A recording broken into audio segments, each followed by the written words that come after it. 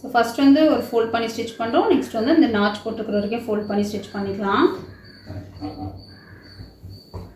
So இது stitch பண்ணும்போது ஒரு சில டிப்ஸ் மட்டும் நான் நடுவில் உங்களுக்கு சொல்லிகிட்டே இருக்கேன். ஸோ உங்களுக்கு யூஸ்ஃபுல்லாக இருக்கும். ஓகேவா? இதெல்லாம் நான் ஆல்ரெடி சொல்லியிருக்கேன். நம்ம இதை ஃபோல்ட் பண்ணும்போது ஃபஸ்ட் இப்படி ஃபோல்ட் பண்ணி நீங்கள் ஃபுல்லாக அரேஞ்ச் பண்ணி அயன் பண்ணிக்க முடிஞ்சால் அயன் பண்ணிக்கோங்க. அப்படி இல்லைனா இந்த மாதிரி ஃபோல்ட் பண்ணி நீடில் வந்து உள்ளே இன்சர்ட் பண்ணிவிடுங்க. இன்சர்ட் பண்ணிவிட்டு இங்கே பார்த்தீங்கன்னா ஒரு 5 இன்ச் அளவுக்கு இப்படி எடுத்துக்கோங்க. ஸ்ட்ரெயிட்டாக இப்படி ஃபோல்ட் பண்ணுங்கள். ஓகேவா? இங்கே வந்து ஸ்ட்ரைட் பண்ணி ஃபோல்ட் பண்ணாதீங்க. ஒரு 5 இன்ச்சு தள்ளி இப்படி எடுத்துக்கோங்க. எடுத்து ஸ்ட்ரைட்டாக ஃபோல்ட் பண்ணிக்கோங்க. ஸ்ட்ரைட்டாக தான் ஃபோல்ட் பண்ணணும். ஸோ அதுக்கு பேலன்ஸ் இருக்கிறத நீங்கள் இப்படி பண்ணி விட்டுட்டீங்க அப்படின்னா உங்களுக்கு வந்து அந்த வளைவாக வராமல் நீட்டாக இருக்கும். ஸோ நெக்ஸ்ட் அதே மாதிரி தான் இந்த ஃபோல்டிங்.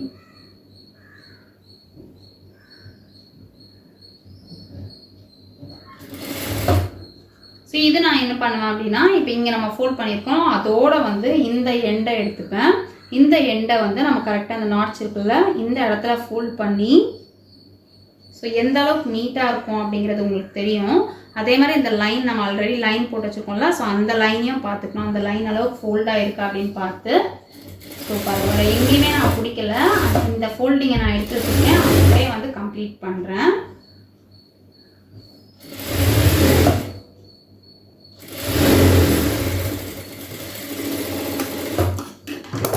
ஸோ அவ்வளோதான். ஃபோல்டிங் வந்து நமக்கு நீட்டாக கம்ப்ளீட் ஆகிடும். இங்கே எந்த சுருக்கமும் வராமல் நீட்டாக இருக்கும். இப்போ வந்து நம்ம டாட் பிடிச்சிக்கலாம்.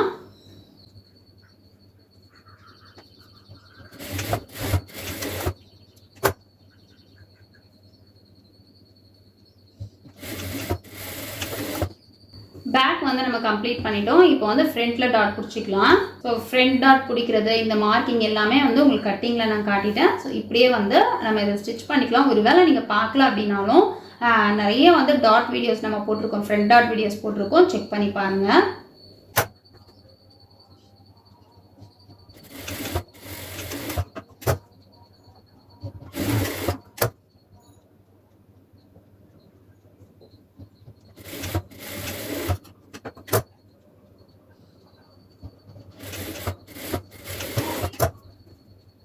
ஸோ இப்போ பார்த்தீங்கன்னா பேக் நம்ம ஃபோல்ட் பண்ணி ஸ்டிச் பண்ணிட்டோம். ஃப்ரண்ட்டில் வந்து டாட் பிடிச்சிட்டோம். நெக்ஸ்ட் வந்து பட்டி ரெடி பண்ணிக்கலாம்.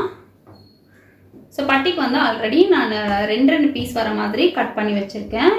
இன்னும் வந்து 2 பீஸ் மெயின் கிளாத்தில் நிறைய கிளாத் இருக்குது அப்படிங்கிறதால இன்னும் 2 பீஸ் வர மாதிரி நான் எடுத்துக்கிறேன். நீங்கள் வந்து இந்த பட்டி ஸ்டிச் பண்ணும்போது ஒரு விஷயம் மட்டும் ஞாபகம் வச்சுக்கோங்க. கொஞ்சம் ஏஜ்டு பர்சனுக்கு நீங்கள் பண்ணுறீங்கன்னா கண்டிப்பாக வந்து ஸ்டிஃப் கிளாத் போடுங்க. ஏன்னா அவங்க வந்து பிரேசியர் யூஸ் பண்ண மாட்டாங்க இல்லையா? ஸோ நிறைய பேர் பிரேசியர் யூஸ் பண்ண மாட்டாங்க. ஸோ யூஸ் பண்ணாதவங்களுக்கு நீங்கள் கண்டிப்பாக வந்து பேண்ட் கிளாத் மாதிரி ஒரு திக்கு கிளாத் கொடுத்தீங்க அப்படின்னா தான் உங்களுக்கு வந்து ஆமோல் சுருக்கம் வராமல் ஃப்ரண்ட்டு கப்பு வந்து கரெக்டாக நிற்கும். நீங்கள் வந்து இதே மாதிரி கிளாத்லேயே வந்து தின் கிளாத்லேயே கொடுத்துட்டீங்க அப்படின்னா கண்டிப்பாக வந்து ஃப்ரண்ட் அட்ஜஸ்ட் பண்ணுறதுக்காக கிளாத் வந்து இறங்கி வரும். ஸோ கிளாத் இறங்கி வரும்போது என்ன ஆகும் அப்படின்னு பார்த்தீங்கன்னா ஆமோல் கிட்ட கண்டிப்பாக சுருக்கம் வரும். கிளாத் வந்து ஃப்ரண்ட்டில் இறங்கி வர்றதுக்கும் ஆமோலுக்கும் என்ன ஏன் அதுக்கும் இதுக்கும் என்ன கனெக்ஷன் அப்படின்னு கேட்டிங்கன்னா ஷோல்டர் ஆட்டோமேட்டிக்காக இறங்கி வரும்போது நம்ம போட்ட ஷேப் அப்படியே சேஞ்ச் ஆகிடும். ஸோ சேஞ்ச் ஆகும்போது கண்டிப்பாக வந்து ஆமோல் சுருக்கம் வரும். ஸோ அதனால் கொஞ்சம் ஏஜ்டாக பிரேசர் யூஸ் பண்ணாதவங்களுக்கு நீங்கள் ப்ளவுஸ் ஸ்டிச் பண்ணீங்க அப்படின்னா கண்டிப்பாக வந்து உள்ளே வைக்கிற கிளாத்து திக்கு கிளாத்தாக தான் இருக்கணும். ஓகேவா? ஸோ இப்போ வந்து நம்ம பட்டி ரெடி பண்ணிக்கலாம். ஸோ இப்போ இதுதான் வந்து அடிஷ்னலாக நான் கட் பண்ணி வச்சுருக்கேன். இப்போ நீங்கள் வந்து வேறு கலர் கிளாத் கொடுக்குறீங்க அப்படின்னா அடிஷ்னலாக கட் பண்ணி வச்சுருக்கீங்க இல்லையா? ஸோ அந்த அடிஷ்னலாக கட் பண்ணி வச்சுருக்க பீஸை கீழே வச்சுக்கோங்க. அதாவது இந்த கலர் இல்லை வேறு கலராக இருந்ததுனால இந்த மாதிரி கீழே வச்சுக்கோங்க. ஸோ மெயின் கிளாத்தில் வந்து 2 பீஸ் வந்ததுன்னா இப்படி வச்சுக்கோங்க. நான் இது பார்த்தீங்கன்னா 2 பீஸாக இருக்குது. ஓகேவா? இப்படி வச்சுக்கோங்க. ஸோ இப்படி வச்சுட்டு நம்ம 1/4 இன்ச்சு தையல் போட்டுட்டு மற்றபடி நம்ம எப்போவுமே பட்டி எப்படி கம்ப்ளீட் பண்ணுவோமோ அதே மாதிரி கம்ப்ளீட் பண்ணிடலாம்.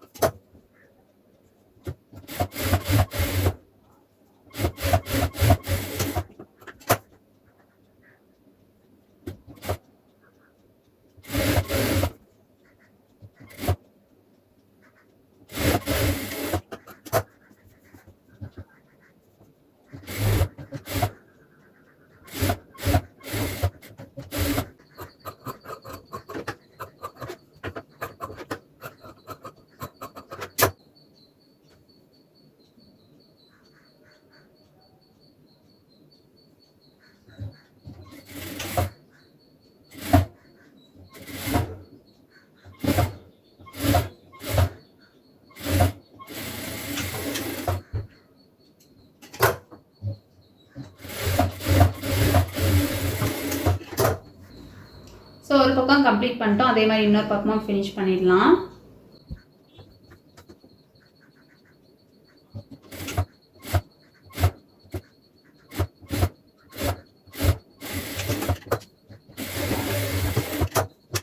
ஸோ இப்போ வந்து ஊப்பட்டி ஐப்பட்டி வச்சுக்கலாம்.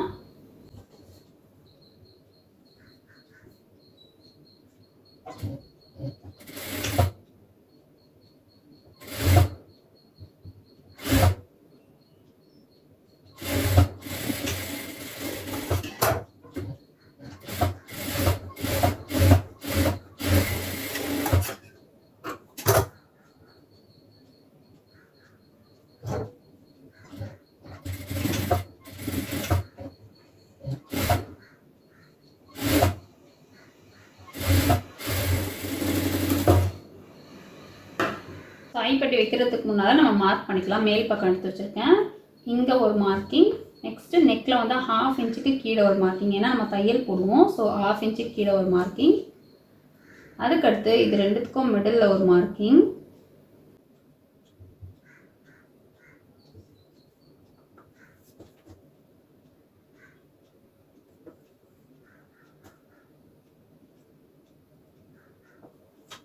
ஸோ இப்போ வந்து மார்க்கிங் போட்டது 5 மார்க் பண்ணியிருக்கேன். இப்போ வந்து நம்ம வீப்பட்டி ஐப்பட்டி தைக்க போகிறதுல வீப்பட்டினா ஹூக் வந்து அப்படியே கிளாத்லேயே நம்ம மாட்டுற மாதிரி ஸ்டிச் பண்ணுவோம்ல, அதுதான். ஸோ ஜஸ்ட் வந்து ஃபோல்டெல்லாம் பண்ணல, கீழ்ப்பக்கமாக வச்சு 1/4 இன்ச் தையல்.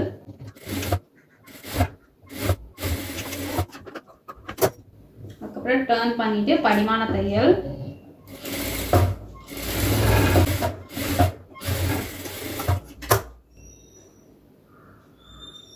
நெக்ஸ்ட்டு 1/4 இன்ச்சில் ஒரு தையல்.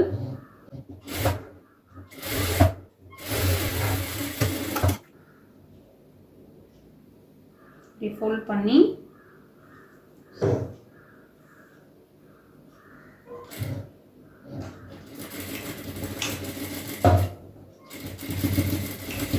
இப்போ அந்த கிளாத்தை விட கீழே இறக்கி எடுத்துகிட்டு வந்துடும். நான் முடிஞ்ச ஜூமில் காட்டுறேன்.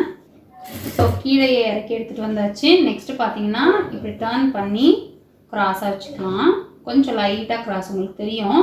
ஸோ இப்படி வச்சா ஸ்ட்ரைட்டு, பட் லைட்டாக க்ராஸ் வச்சுருக்கேன்.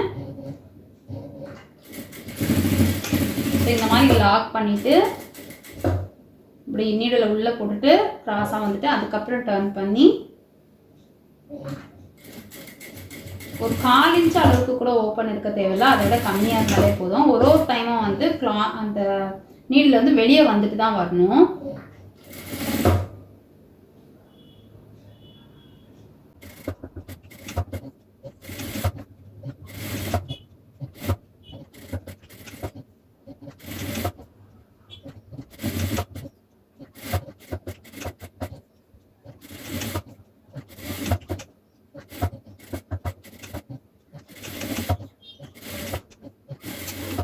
ஸோ இப்போ ஸ்டிச் பண்ணி முடிச்சாச்சு. இப்போ வந்து இதை நம்ம ஸ்ட்ரைட்டாக கட் பண்ணிடலாம்.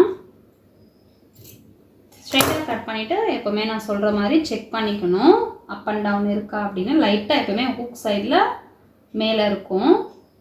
ஸோ இதுலேயுமே அதே மாதிரி பார்த்திங்கன்னா ஒரு பாயிண்ட் அளவுக்கு மேலே இருக்குது. அதை நம்ம லைட்டாக ட்ரிம் பண்ணி எடுத்துடலாம். ஸோ ஷோல்டர் ஜாயின் கொடுக்கும்போது எந்த கிராஸுமே கொடுக்காம அப்படியே ஜாயின் பண்ணுங்கள். ஒரு வேளை ரொம்ப ஸ்லோப்பிங் ஷோல்டர், அதாவது இறங்கி வர மாதிரி ஒரு மாதிரி ஸ்லோப்பாக இருக்கலாம், அந்த மாதிரி ஷோல்டர் இருக்குன்னா நெக் சைடில் அதிகமாக பிடிச்சிக்கோங்க. ஓகேவா?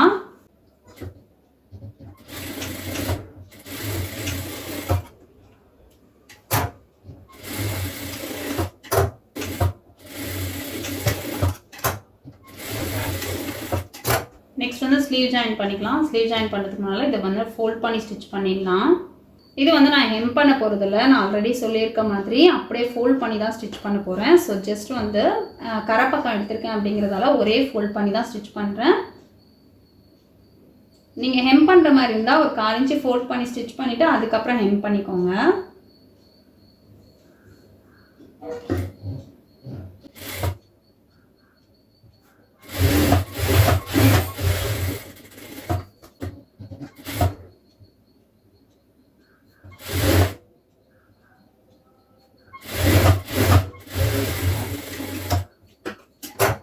ஸோ இப்போ ஸ்லீவ் ஜாயின் பண்ணிக்கலாம். இங்கே பார்த்தீங்கன்னா இது நல்ல பக்கம், ஓகேவா? இது பார்த்தீங்கன்னா மடித்து வச்சுருக்கேன் பாருங்கள். இந்த பக்கம் வந்து இந்த சைடில் இருக்குது.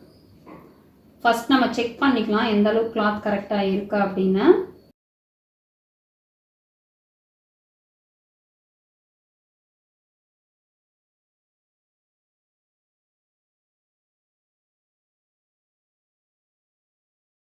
ஸோ இப்படியே கரெக்டாக எடுத்து வச்சு நம்ம ஸ்டிச் பண்ணிக்கலாம்.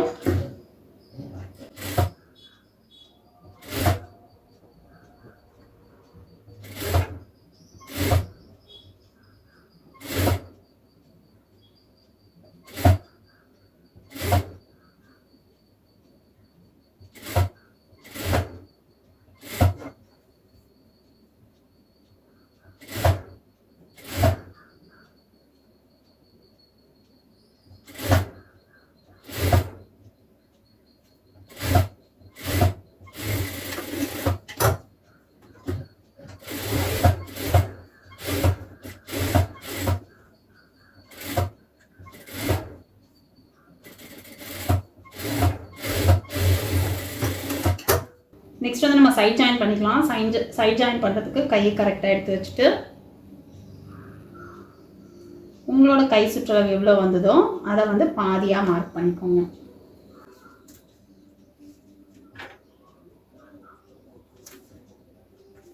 ஸோ அதுக்கப்புறம் பார்த்தீங்கன்னா இங்கே வந்து 1.5 இன்ச்சு பாடியில், ஓகேவா?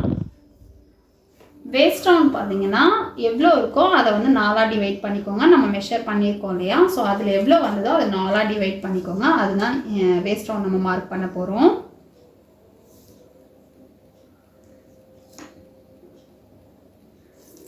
ஸோ ஃபஸ்ட் வந்து hook side. So hook side mark பண்ணும்போது இங்கேருந்தே நான் மார்க் பண்ணியிருக்கேன். 6.25 இன்ச்சு மார்க் பண்ணியிருக்கேன். 27 அப்படிங்கிறதால 6.25 இங்கே மார்க் பண்ணியிருக்கேன்.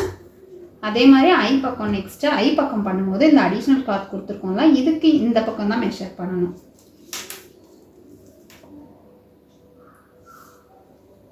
ஸோ அதே 6.25 மார்க் பண்ணுறேன். அடுத்து பார்த்தீங்கன்னா பேக்கு. ஸோ பேக்கை வந்து ஃபோல்ட் பண்ணி வச்சுட்டு ஃபோல்டிங்கில் இருந்து நம்ம மார்க் பண்ணிக்கலாம்.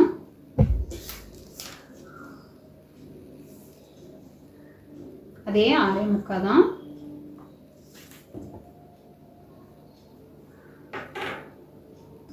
ஸோ இப்போ பார்த்தீங்கன்னா இந்த ஸ்லீவ் கிட்ட மார்க் பண்ணியிருக்கலாம். அதுவும் இந்த 1.5 இன்ச்சை நம்ம ஸ்ட்ரைட் லைன் போட்டோம். இங்கே பார்த்தீங்கன்னா நம்ம கிராஸே கட் பண்ணுறதுல கட் பண்ணும்போது வந்து வேஸ்ட் ரவுண்ட் கிட்ட கிராஸ் எடுக்க மாட்டோம். ஸோ அதனால் நமக்கு மார்க்கிங் இங்கே வருது பாருங்கள். ஸோ இந்த மார்க்கிங்கும் ஃப்ரண்ட்டில் நம்ம மார்க் பண்ணியிருக்கோம்ல, அந்த மார்க்கிங்கை ஒன்றா வர மாதிரி வச்சுக்கோங்க. வச்சுட்டு நம்ம தையல் போடணும். ஸோ தையல் வந்து இப்படி கிராஸாக வரணும். இப்போ நம்ம ஸ்டிச் பண்ணிடலாம்.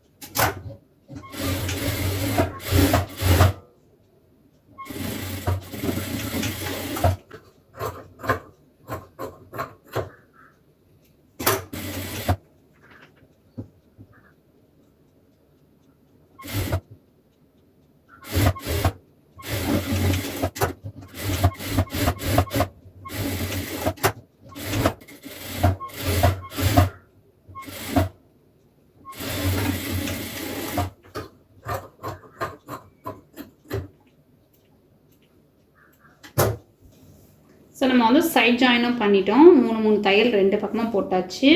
நம்மளோட பட்டி எல்லாமே அழகாக கம்ப்ளீட் ஆகிடுச்சு. நெக்கு மட்டும் நம்ம ஃபினிஷ் பண்ணிக்கலாம். நெக்கு வந்து நம்ம நல்லா ரவுண்ட் நெக்கை நல்லா கம்ப்ளீட் பண்ணுறதுக்கு, ஹெம் பண்ணாமல் கம்ப்ளீட் பண்ணுறதுக்கு நமக்கு மெயினாக வந்து நல்ல கிராஸ் பீஸ் தேவை. ஸோ கிராஸ் பீஸ் பார்த்திங்கன்னா நெக்குலேயே நமக்கு ரவுண்ட் ஷேப்பில் வரும். அது இருந்தாலே கூட போதும். பட் நான் வந்து கிளாத் அதிகமாக இருக்குது அப்படிங்கிறதால இதில் எடுக்கிறேன். ஸோ நல்லா இங்கே பாருங்கள், இதுதான் ஸ்ட்ரைட்டு, ஃபோல்டிங் இருக்குது. ஸோ இதுதான் ஸ்ட்ரைட்டு. கிராஸ் எடுக்கும்போது பாருங்கள், நல்லா வந்து இந்த அளவுக்கு நம்ம கிராஸ் எடுத்தோம் அப்படின்னா தான் நிறைய பேர் சொல்கிறீங்களே எப்படி தான் நம்ம பண்ணாலும் சுருக்கமாக வருதுன்னு, அந்த மாதிரி சுருக்கம் வராமல் நல்லா நீட்டாக இருக்கும். சரி லைன் போட்டுட்டு நீங்கள் கட் பண்ணிக்கலாம். பட் நான் வந்து லைன் போடாமலே கட் பண்ணுறேன் பாருங்கள். கிராஸ் பீஸ் கட் பண்ணும்போது என்ன ஆகும்னா நம்ம வந்து கட் பண்ண இழுத்துக்கிட்டே போகும் கிளாத்து. ஸோ நல்லா இப்படி பிடிச்சிக்கோங்க. பிடிச்சிக்கிட்டு ஜஸ்ட் அப்படியே கட் பண்ணுங்க. ப்ராக்டிஸ் இல்லாதவங்க கண்டிப்பாக லைன் போட்டுட்டு பண்ணுங்கள். ஸோ இப்போ இதுக்கப்புறம் வந்து ஒரு 1 இன்ச்சு இல்லைனா 1.25 இன்ச்சு கொஞ்சம் அதிகமாகவே எடுத்துக்கோங்க. வேணும்னா அதிகமாக இருந்தால் நம்ம அப்புறமா கட் பண்ணிக்கலாம்.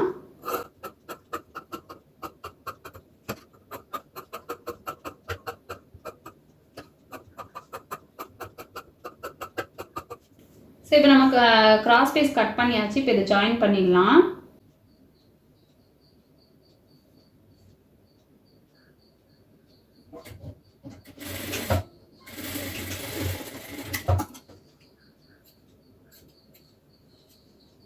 இப்போ வந்து கிராஸ் பீஸ் நம்ம ஜாயின் பண்ணி எடுத்துட்டோம்.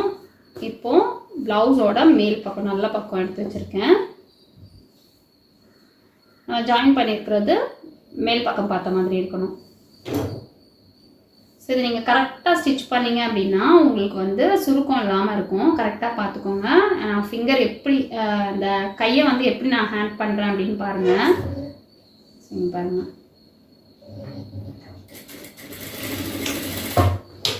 ஸோ இப்போ வந்து நமக்கு இந்த மாதிரி ஸ்ட்ரைட்டாக தானே இருக்குது பீஸு. இப்போ இந்த பீஸை வந்து நம்ம இந்த விரலில் பிடிச்சி இதை வந்து பிடிக்க தான் செய்யணும். பிடிச்சி இந்த பக்கம் டேர்ன் பண்ண போகிறனே தவிர இழுத்து அட்ஜஸ்ட் பண்ணலை. ஸோ இழுத்து அட்ஜஸ்ட் பண்ணிங்கன்னா டேர்ன் பண்ணும்போது கண்டிப்பாக சுருக்கம் வரும். ஸோ இப்போ என்ன பண்ணுறேன் அப்படின்னா இதை பிடிச்சி இந்த பக்கத்துக்கு எடுத்துகிட்டு வரேன். ஸோ இப்படி எடுத்துகிட்டு வரும்போது நீங்கள் இந்த ஷேப்புக்கு நீங்கள் எடுத்துகிட்டு வரும்போது லைட்டாக இங்கே பாருங்கள் இங்கே ஒரு சுருக்கம் வரும். ஸோ அந்த சுருக்கத்தை அப்படியே தையல் போடுங்க. பட் மெயின் கிளாத்தில் எந்த சுருக்கமும் இருக்கக்கூடாது. இந்த அடிஷ்னல் கிளாத்தில் மட்டும் லைட்டாக சுருக்கம் வந்தாலும் அதை அப்படியே நீங்கள் தையல் போட்டுக்கோங்க. ஸோ நெக்ஸ்ட்டு கொஞ்சம் முடிச்சிட்டிங்கன்னா ரவுண்ட் ஷேப் வர இடத்துல மட்டும்தான் உங்களுக்கு இந்த மாதிரி இருக்கும். மற்றபடி உங்களுக்கு அந்தளவுக்கு தெரியாது.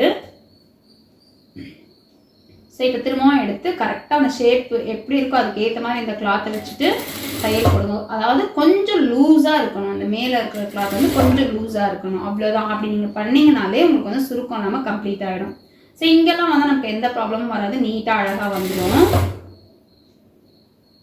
திரும்பவும் பார்த்தீங்கன்னா ரவுண்ட் வர இடத்துல தான் நம்ம கொஞ்சம் அட்ஜஸ்ட் பண்ணி ஸ்டிச் பண்ணுறோம். அது அட்ஜஸ்ட்மெண்ட் எதுவுமே கிடையாது. நீங்கள் அந்த கையை கரெக்டாக ஹேண்டில் பண்ண கற்றுக்கிட்டீங்க அப்படின்னா உங்களுக்கு வந்து சுருக்கம் இல்லாமல் அழகாக ஸ்டிச் பண்ணலாம்.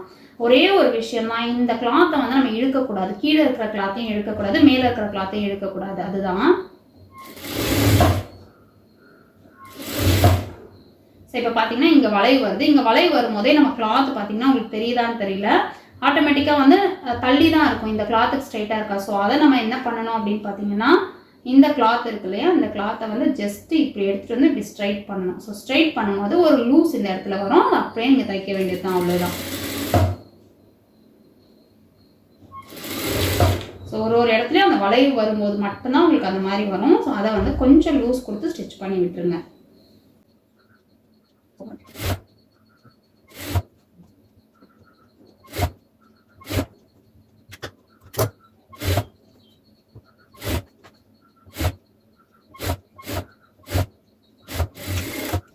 இப்போ வந்து நாச் வந்து கண்டிப்பாக கொடுக்கணுமா அப்படின்னா கண்டிப்பாக கொடுக்கணும்னு அவசியம் இல்லை. பட் ஃபினிஷிங் இன்னும் நீட்டாக இருக்கணும் அப்படிங்கிறதுக்காக தான் நாச் கொடுக்குறோம். அதுவுமே அந்த வளைவு வர இடங்களில் கொடுத்தாலே போதும்.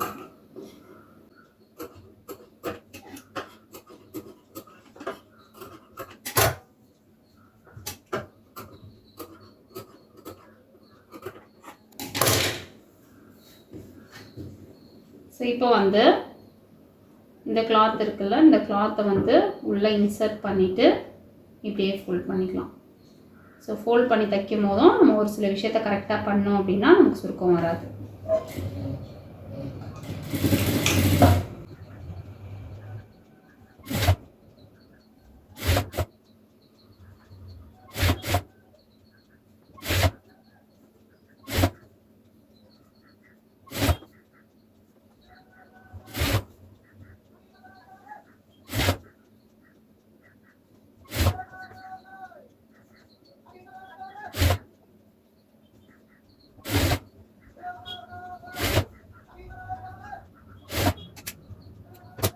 பிசிறெல்லாம் கட் பண்ணிவிட்டு நம்ம அப்படியே மடித்து ஸ்டிச் பண்ணிடலாம்.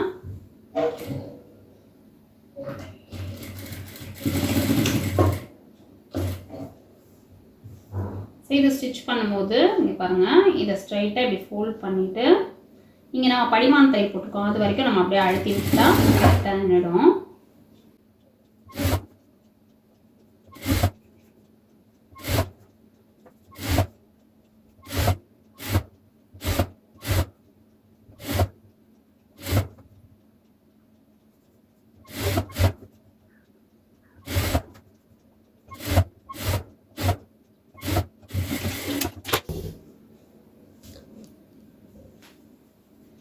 ஸோ நெக்கு வந்து நம்ம சுருக்கம் இல்லாமல் அழகாக கம்ப்ளீட் பண்ணிட்டோம் பாருங்கள். உங்களுக்கு தெரியும்னு நினைக்கிறேன், எந்த இடத்துலையுமே சுருக்கம் லைட்டாக கூட வராது.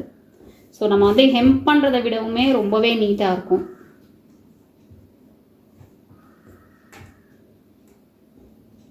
ஸோ பாருங்கள், எவ்வளோ லைட்டாக கூட எந்த இடத்துலையுமே சுருக்கம் இல்லை பாருங்கள். நம்ம ப்ளவுஸ் டுட்டோரியலோட டைரக்ட் மெஷர்மெண்ட் ப்ளவுஸ் வந்து ஃபுல்லாக நம்ம கம்ப்ளீட் பண்ணிட்டோம்.